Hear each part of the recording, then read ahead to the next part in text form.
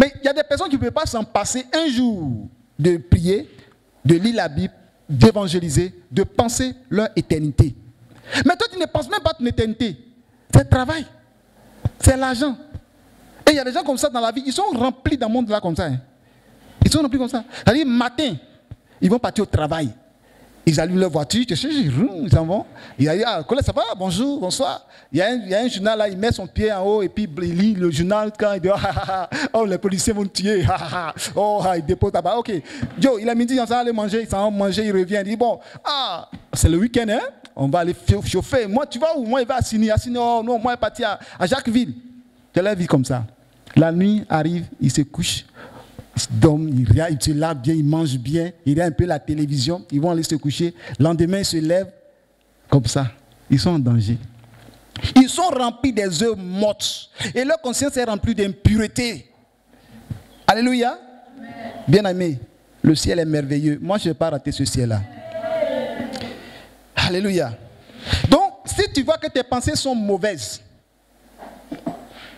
quand j'étais à Toumoudi, j'étais nouveau chrétien, on m'a rendu un témoignage. On dit, il y a un frère, lui, son problème, il est venu faire cuit-d'âme. Il lui a demandé dans sa cuit-d'âme. Il dit, lui, quand il vient à l'église, il voit les soeurs là, au lieu de voir un habit, il voit nu. Il a dit, sa pensée là, dès qu'il voit une soeur nette là, au lieu de voir son visage, c'est les parties intimes qu'il lui voit. Et puis là, il imagine des choses. Ses pensées sont des... Il a une conscience morte. Et je viens ici, il y a beaucoup ici, entre nous ici. Hein. Tu as une conscience morte. Ne dis pas que, alléluia, tu meurs, tu vas partir à l'enfer à cause de ta conscience. Ton alléluia sera zéro. Alléluia. Une conscience morte.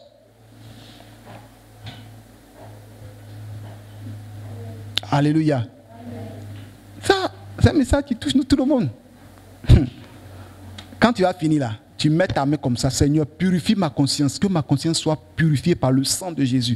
Toutefois que tu es là et que tu sens une mauvaise pensée dans ta tête, il faut rejeter ça. Mais quand tu acceptes. Au départ, c'est une pensée qui vient à toi. Après, les démons vont s'ajouter. Il y a un démon qui va d'abord te parler en esprit. Il faut penser comme ça. Il faut voler lui, monsieur là. Il faut prendre ça. Il faut la gifler. Tu ne peux pas la gifler? Tu ne peux pas la gifler? Ça, c'est ta conscience. Mais il y a un moment donné, si tu ne veux pas et puis le démon la parle, tu ne chasses pas le démon là. Le démon va venir s'asseoir en toi, mais c'est lui-même là qui va te commander. Et puis tu vas commencer à gifler. Que ta conscience ne soit pas une conscience captive. Alléluia. Que ce soit une conscience captive. Et nous allons lire ça dans Hébreux 4, à partir du verset 12. Car la parole de Dieu est vivante et efficace, plus tranchante qu'une épée quelconque, à deux tranchants, pénétrant jusqu'à partager âme et esprit, jointure et moelle. Elle juge les sentiments et les pensées du cœur. Alléluia. Vous voyez, la Bible dit que la parole, cette parole, alléluia, est puissante qu'une épée à double tranchant. Épée à double tranchant là, devant coupe, derrière coupe. Alléluia. Donc quand tu fais comme ça, bien, ça coupe. Quand tu fais comme ça, bien, ça coupe. C'est épée à double tranchant. Donc la parole de Dieu, même nous-mêmes qui prêchons, ce que je vous dis, ça revient encore sur moi aussi. L'apôtre a dit que ne nous mettons pas tous à enseigner. Amen. Parce que ceux qui enseignent seront jugés plus sévèrement. Nous les hommes de Dieu. Quand on prie, on dit Amen, Amen. Mais le jour où on sera devant le trône de Dieu, on sera jugé plus sévèrement. Toi, tu dis, il ne faut pas commettre adultère. C'est toi, tu commets adultère. Et toi, tu dis, ne mentez pas, ne buvez pas, tu bois. Toi, tu dis, ne fais pas ceci, ne volez pas, tu voles. Alléluia. Bien-aimés, nous les hommes de Dieu, on sera jugés très sévèrement. C'est pourquoi quand on enseigne, on est obligé de mettre en pratique ce que nous enseignons. Amen. Est-ce que vous comprenez? Donc la parole de Dieu est une épée à double tranchant. Ça vous touche, ça me touche. Ce que je prêche, ça vous touche, ça me touche aussi. Ça touche, nous les hommes de Dieu, ça nous touche aussi. C'est parce que nous sommes affranchis et ce que nous avons vu dans la parole de Dieu, nous marchons sur cette parole qu'on a le courage de vous enseigner. Amen. Si quelqu'un qui vous enseigne sur l'adultère et que lui-même commet l'adultère, vous allez voir que son message n'a pas de poids. Mais s'il n'est pas dans l'adultère, son message a du poids. Est-ce qu'on se comprend? Amen. Et la Bible déclare le verset 13, le verset 12 encore, que la parole de Dieu c'est pas, vous voyez quelque chose qui va me toucher, moyenne. Quand Patal, on dit moyenne épinière, ça va être dans la tête. Mais la parole de Dieu qui est esprit peut séparer la moyenne. Alléluia. Il dit quoi? Je lis à partir du verset 12, il dit 12, qu'une épée à tout tranchant, pénétrant jusqu'à partager âme et esprit, jointure et moyenne. C'est-à-dire, partage en esprit, la parole travaille sur l'âme et l'esprit. La parole de Dieu peut séparer l'âme de l'esprit. Or, quand on parle de l'esprit ici, gloire à Christ, il y a l'esprit malin. Si un mauvais esprit s'est attaché à ton âme, la parole de Dieu peut séparer cet esprit-là. Est-ce que vous comprenez? Et si un mauvais esprit est attaché à ta pensée, à ta conscience, la parole de Dieu peut séparer. Il dit partageant moelle, jointure et moyenne. Quand on parle de moyenne épinière, ce sont des choses qui sont collées dans la tête. Mais la parole de Dieu peut séparer ça. Ce qui est lié à ton esprit, la parole de Dieu peut séparer. Verset 13. Nulle créature n'est cachée devant lui, mais tout est nu et découvert aux yeux de celui à qui nous devons rendre compte. Alléluia. 2 Corinthiens 10, à partir du verset 3. Si nous marchons dans la chair, nous ne combattons pas selon la chair. Amen. Mais la Bible déclare que quand nous marchons dans la chair et que nous prions, nous ne combattons pas dans la chair. Quand tu dis je mets le feu, est-ce que tu vois démon et puis tu mets le feu sur le démon là? Quand tu dis je prends autorité au nom de Jésus-Christ, toute âme forgée contre moi sera sans effet. C'est pourquoi je chasse les esprits. Tu ne vois pas, hein? Ça c'est la chair qui combat. Mais nous ne combattons pas dans la chair, mais dans l'esprit. Donc c'est quand tu dis, mon frère, il y a effet. Amen. Alléluia. Donc Corinthiens chapitre 10, après verset 3. Verset 4. Car les âmes avec lesquelles nous combattons ne sont pas charnelles, mais elles sont puissantes par la vertu de Dieu pour renverser des forteresses. Le diable, quand il veut nous attaquer, il nous attaque par des forteresses. Il nous attaque par des choses fortes. Les démons là, ils font peur. Je vais démontrer un peu, je l'ai enseigné ici. Je vais vous dire une chose. Nous les chrétiens, oui, Satan, tu es vaincu. Tu es vaincu. Je prends autorité. Si Satan n'était pas puissant, là, tout le monde entier va partir au ciel. Alléluia. Il est aussi puissant. Hein? La Bible ne parle pas de sa puissance. Satan est puissant. Regardez. Jésus, Satan l'a affronté. C'est parce que Jésus-Christ ne peut pas l'anéantir. Mais tellement qu'il a posé, il est puissant, il a posé certains fondements. Jésus ne peut pas sauver le monde entier en un coup pour dire venez tous rentrer dans mon royaume. Il a posé, Satan a, c'est-à-dire, il affronte Dieu par sa parole. Quand il est tombé sur la terre, tout le monde, personne ne peut aller là-bas, dessus. Mais Satan a une puissance. Et il y a des âmes qui vont partir en enfer, qui vont le suivre. Alléluia. Il faut comprendre que Satan, son armée là, ce n'est pas des petites armées. On est là et puis je mets le feu, je chante. Bien aimé, 2020 là, il faut qu'on se lève dans la prière, dans le jeûne, dans la consécration. Parce que le diable là, il ne joue pas à nous. J'ai écouté un témoignage où les démons disent que c'est vous les chrétiens qui dormez. Nous, on ne dort pas. Démons. Il dit c'est vous qui dormez, nous, on ne dort pas. Il dit, les démons travaillent 24 heures sur 24 heures. Ils n'ont aucun repos parce qu'un démon qui se repose, Satan le condamne dans le feu. Donc, eux là-bas, là, il y a les démons qui sont dans le feu qui les a condamnés. Il y a d'autres ils ont la liberté. Tu sais, venir sur la terre, se promener un peu partout, faire du mal. Mais si tu as enfreint à la loi de Satan, il te condamne. Donc tous les démons ont peur du diable. Donc depuis la fondation du monde, Adam et Ève, ce qu'il a gâté là-bas, là, Jésus est venu réparer. Mais on ne peut pas s'asseoir, on dit que comme Jésus a déjà réparé, il est mort de ressuscité. Bon, on attend le retour de Jésus. Jésus est mort sur la croix pour nous. Il nous a montré le chemin de le combattre. Sinon, si Satan était facile, Jésus et moi, puis c'est fini. Les gars, dormez bien, mangez bien, c'est fini. J'ai déjà mené le combat. Il dit continuez. Continuez le combat. Continuez parce que le diable est le maître de ce monde. La Bible parle qu'il est le prince de ce monde. Jésus a dit, mon royaume n'est pas sur cette terre. Donc, la terre appartient à qui?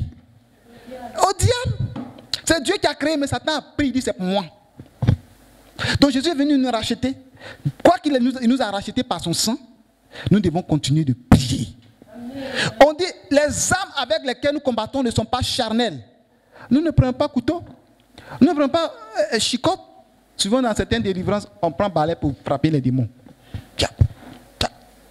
La Bible parle des forteresses. Forteresses, quand on parle de forteresses là, ce sont des murailles. C'est-à-dire, il y a des démons qui peuvent atteindre 10 mètres. Démons. Il y a des démons serpents qui peuvent atteindre 20 mètres, serpents géants. Largeur, ça peut atteindre 40, soit 20 mètres, 10 mètres. C'est-à-dire, il y a des serpents dans le monde spirituel qui peuvent avaler un bâtiment. Les léviathans, quand la Bible parle, peuvent avaler un bateau. Où est le gros bateau là? Peuvent avaler. Ce sont des géants, les monstres. Et ces âmes-là ne sont pas... On vient, et vous savez les chrétiens, j'aimais les faits, j'aimais les faits. Il y a des combats et il y a des combats. Il y a des niveaux dans le combat spirituel. C'est pourquoi souvent il y a des combats là. Il ne faut pas mettre tout le monde dedans. Parce que si tu veux prier avec ces personnes-là, tu te crées des problèmes. Gloire à Jésus-Christ. Satan est plus organisé que nous, nos églises maintenant. Satan est très organisé, très hiérarchisé. Est-ce que vous comprenez? Dans le monde spirituel, Satan est assis comme le roi des ténèbres, prince de l'air. Et il a autour de lui des dominations, des principautés, c'est-à-dire les archanges qui ont perdu leur place. Quand vous voyez le Baphomet comme ça, c'était un archange. Baphomet que les démons, les gens adorent, qui font leur corne comme ça là. Et puis souvent, vous voyez un démon qu'on dessine assis, tête de bœuf, ou bien c'est pas ses chèvres, avec des cornes, mais en même temps c'est un homme. C'est un archange. Il était un archange. Parce que quand vous lisez la Bible devant le trône de Dieu, il y a des 4 êtres vivants qui ont d'autres en face de l'homme, d'autres en face d'animaux. Et ces êtres-là, Satan a eu à prendre aussi dedans. Ceux qui sont restés, ceux qui continuent d'adorer Dieu. Donc s'il a pris ces êtres démoniaques, et qui n'étaient pas démoniaques au départ, et qu'ils envoyaient, ils ont la puissance. Et vous savez qu'un démon peut susciter, un esprit, un archange déchu, peut à lui seul, peut détruire un pays. Pas des tons. Mais la présence d'un enfant de Dieu à sa prière peut tout calmer. Un enfant même le plus petit, par la foi. Mais les âmes avec lesquelles nous combattons ne sont pas charnelles. Elles sont spirituelles pour renverser les forteresses. Donc les sorciers travaillent avec les démons. Donc il y a les démons les plus petits, il y a les moins grands, les dominations, les principautés. Parce que dans le monde spirituel, les démons sont hiérarchisés. Après Satan, il y a ceux qui gouvernent la mer. Amen. Il y a ceux qui gouvernent le deuxième ciel, la reine du ciel. Amen. On appelle la reine de la colle, la reine du ciel. Quand vous écoutez les témoignages des mystiques convertis, ils détaillent ça. Vous comprenez? Et quand on parle des principautés, ce sont des esprits qui peuvent prendre possession de l'air. Vous savez qu'il y a certains pays, souvent il y a la sécheresse. Les esprits peuvent bloquer la pluie. Les esprits peuvent bloquer l'atmosphère, fermer le ciel sur un pays. Je vous dis, une fois enseigné ici, les gens pensaient que ceux qui n'ont pas compris le message pensent que ce que dit c'est faux. Il y a des démons. Sinon, il y a des anges au ciel qui ne peuvent pas combattre avec Satan. Alléluia. Il y a des anges au ciel, au paradis, qui ne peuvent pas se mettre en face de Satan. Satan va les mettre KO. Tu as dit que non, il y a le sang de Jésus. Quoi? Alléluia. Je vais vous dire pourquoi notre combat que nous devons mener, ce n'est pas de l'amusement. Nous devons nous lever dans la prière.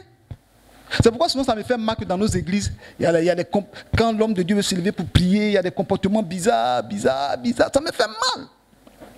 Alléluia. Bien-aimé. Gabriel, lui n'est pas un homme de guerre. Il a été envoyé par Dieu pour venir donner prophétie, révélation à Daniel. Satan l'a bloqué. Combien de jours? 21 jours. Ange qui est quitté devant la face de Dieu, avec la lumière, avec la puissance de Dieu. Et il arrive dans le règne de Satan, parce qu'il y a le premier ciel, le deuxième ciel, le troisième ciel. Le règne de Satan, Satan met bras sur lui. Bah, tu ne passes pas ici. Gabriel est retourné au ciel. Elle a dit, ah, je ne vais pas passer. Et maintenant, Gabriel, c'est là le Seigneur lui dit, bon, Michel, va avec ton armée et combat pour que Gabriel parte. Et c'est là, Gabriel est venu maintenant, il est retourné parce qu'il a fait demi-tour. Si Gabriel avait le pouvoir de vaincre Satan lui seul là, il allait vaincre pour descendre. Mais il n'a pas pu. Il est reparti au ciel, allait faire Alex pour dire que je ne peux pas. Ils ont dépêché Michel. Et quand Michel est venu, pendant le combat, c'est là pendant Michel est venu, c'est là que Gabriel a éclipsé. C'est éclipsé, c'est-à-dire dans le combat, et puis il est rentré. Et il est venu sur la terre. Et quand il est venu sur la terre, quand il a fini de livrer le message pour dire que bon, je m'en vais. Mais Michel, votre chef, il est encore en combat. C'est-à-dire, quand il est venu parler là, ils étaient toujours en combat là-bas, ça combattait là-bas. Que je m'en vais combattre, moi aussi. Combattre là. Il n'a pas dit que je m'en vais passer.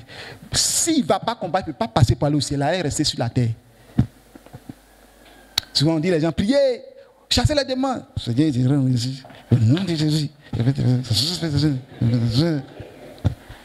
ne touche pas des démons. Parce qu'il y a des prières violentes. Moi, je l'ai expérimenté. Il y a des moments, tu pries, toi, mais tu sais que tu es en train de prier. Tu sens que quelque chose est en train de passer. C'est-à-dire que si Dieu pouvait ouvrir tes yeux pour voir, ta prière est en train de monter comme une puissance au ciel. Un feu, une puissance pas possible. Il y a des prières que tu es en train de faire, Satan même il voit. Parce que vous voyez, le ciel, le deuxième ciel, je vous montre comme quelque chose, le ciel c'est comme ça, même le troisième ciel, il faut sortir, parce que dans l'enlèvement que le Seigneur m'a montré, j'ai vu ça, c'est-à-dire on quitte la terre, et puis dès qu'on arrive là-bas, il y a une porte, tu rentres, et puis tu rentres au ciel.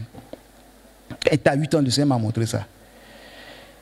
Et Satan, lui, il a pris le deuxième ciel, c'est là qu'il s'est établi. Donc, toi, ta prière doit passer dans son royaume pour passer.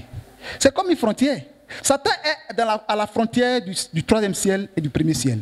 Or, le premier ciel, l'œil physique voit. Le deuxième ciel, l'œil physique ne peut pas voir. Donc, il est à la frontière. Donc, il faut passer par là pour rentrer. Toute ta prière arrive. Quand il va venir à la table, tu pars. Tu es en train de prier. Depuis là, je comprends même pas. Il voit que ça sort pour te dépasser comme ça. Il fait pas. Ça sort.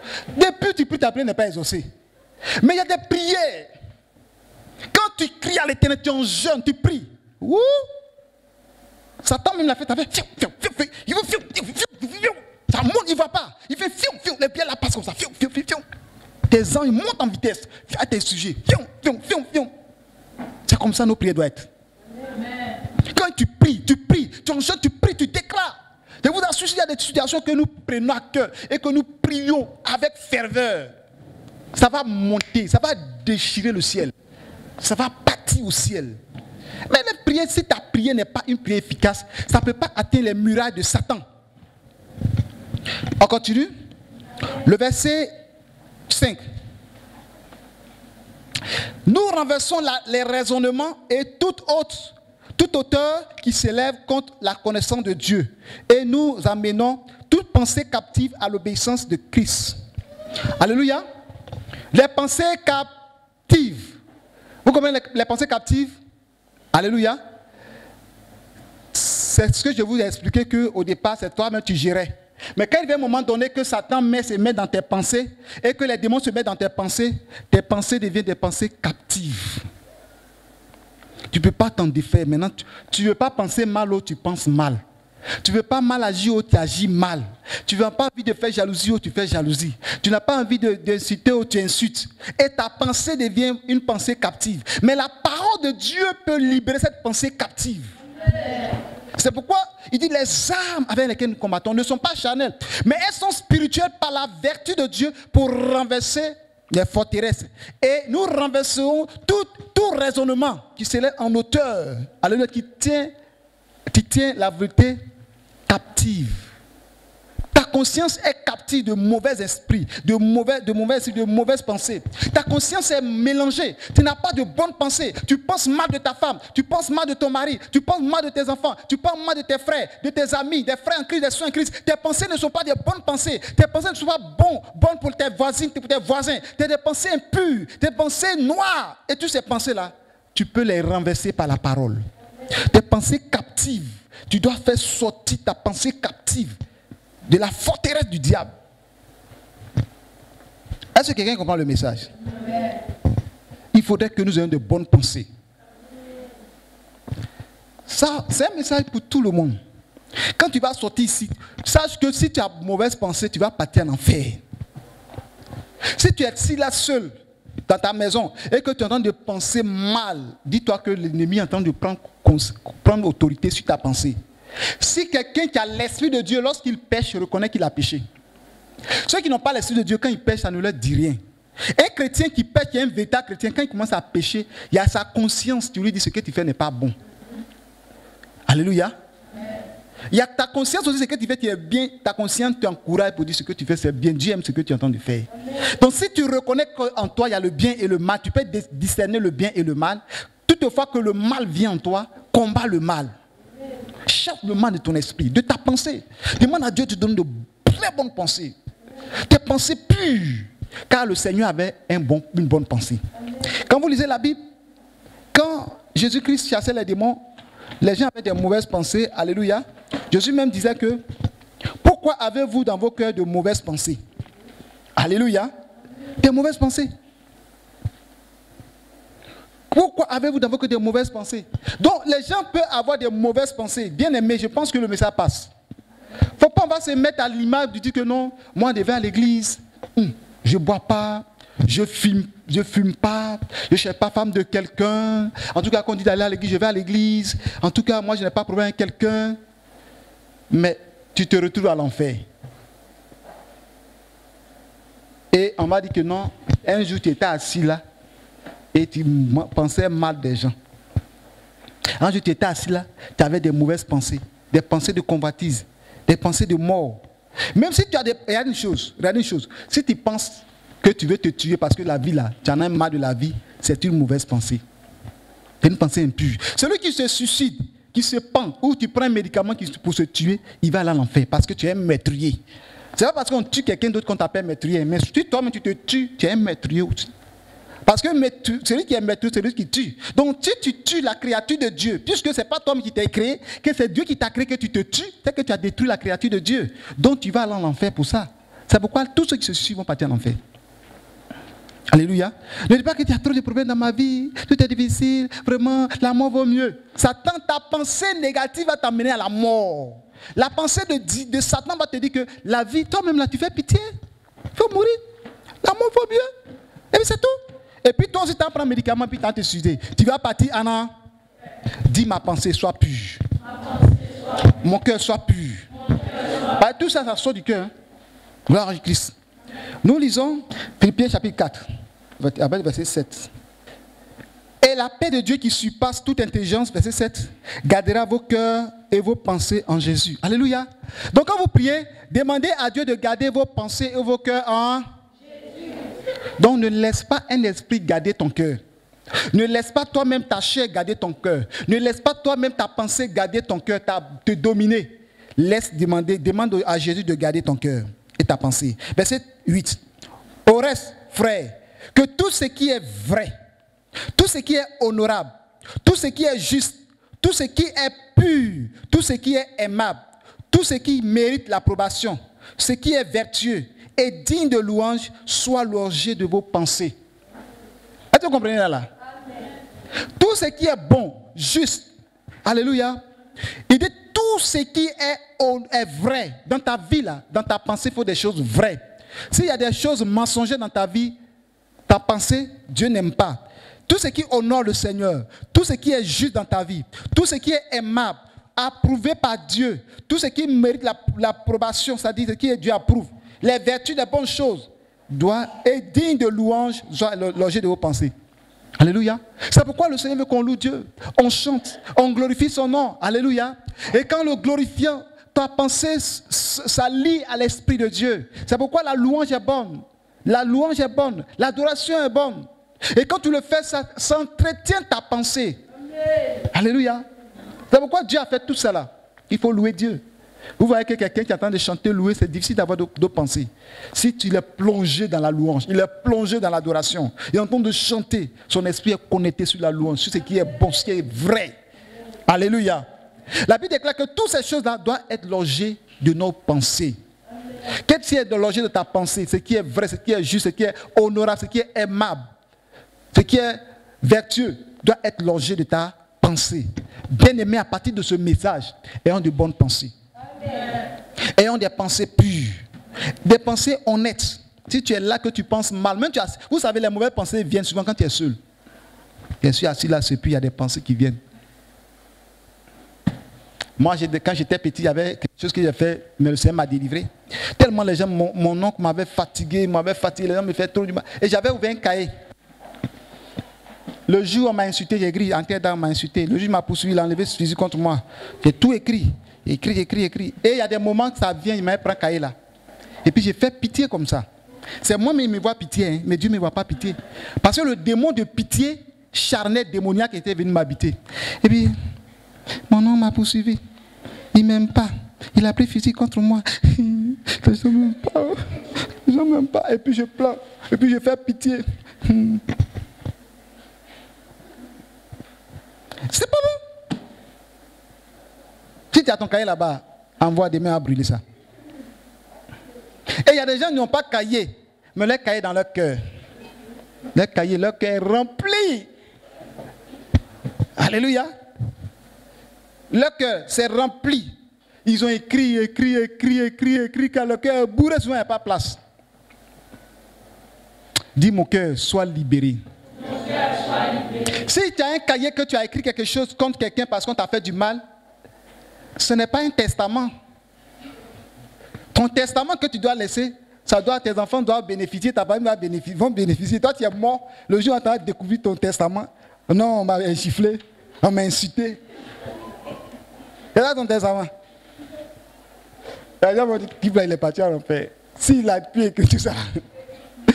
Alléluia. Dis, mon testament, c'est pour sauver des personnes. Alléluia. Il ne faut pas avoir un mauvais testament. Gloire à Jésus. Les mauvaises pensées. Pour terminer, je vais rendre un témoin pour terminer. Ne devez à personne si ce n'est l'amour. Si tu as crédit, il faut payer tes crédits. Même si tu as pris l'argent sur Diallo et que Diallo a déménagé, lui, Diallo qui est venu là, vient donner l'argent là. Tu as pris riz sur Diallo. C'est parce que Diallo n'est plus là que maintenant tu pars, tu ne payes pas. Hein. Va donner l'argent là. Il dit, ah, il y avait un Diallo qui était ici, ton frère là. J'avais pris riz 2 kilos, il n'est plus là. Tiens son argent. Et il y a des gens comme ça, ah, Diallo est parti. Très bien.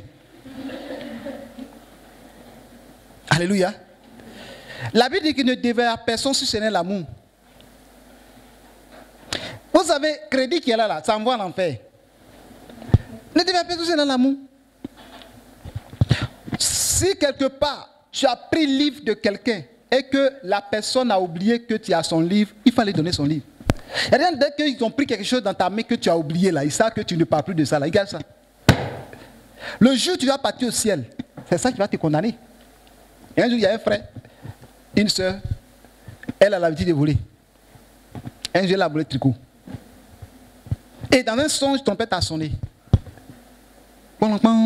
Ça crie Alléluia, Alléluia, Alléluia. Elle est soulevée par terre. Il y a quelqu'un qui a pris sa main, qui l'a attrapé. Il dit, tu vas où? Quand elle a tourné, elle voit que ce n'est pas l'homme, c'est le tricot qu'elle a volé. Le tricot dit, tu m'as volé, tu vas où? Est-ce que tu peux partir aussi? Remets-moi ton propriétaire d'abord. Elle s'est réveillée. Matin, elle a attrapé le tricot. Il dit, vas-y, c'est moi qui ai volé ton tricot, tiens. Alléluia. Il y a des gens comme ça qui viennent. C'est-à-dire, quand Dieu se révèle à eux là, ils sont gentils. Ils viennent donner. Il s'est repenti, il a donné un tricot là. Elle a donné un tricot là plutôt. Donc, ne devez à personne si c'est l'amour. Alléluia. Donc, quand on va finir ce message, il faut t'asseoir. Et puis tu réfléchis. Depuis mon enfance, j'ai pris quoi, j'ai pris quoi, j'ai pris quoi? C'est quoi qui est dans ma maison qui n'est pas pour moi? Est-ce que je n'ai pas pris ça pour quelqu'un? Comment il parle comme ça là? Le Saint-Esprit t'a montré pour toi. Qui Dieu a montré pour lui tout à l'heure? Lève ta main, tu es courageux. Amen.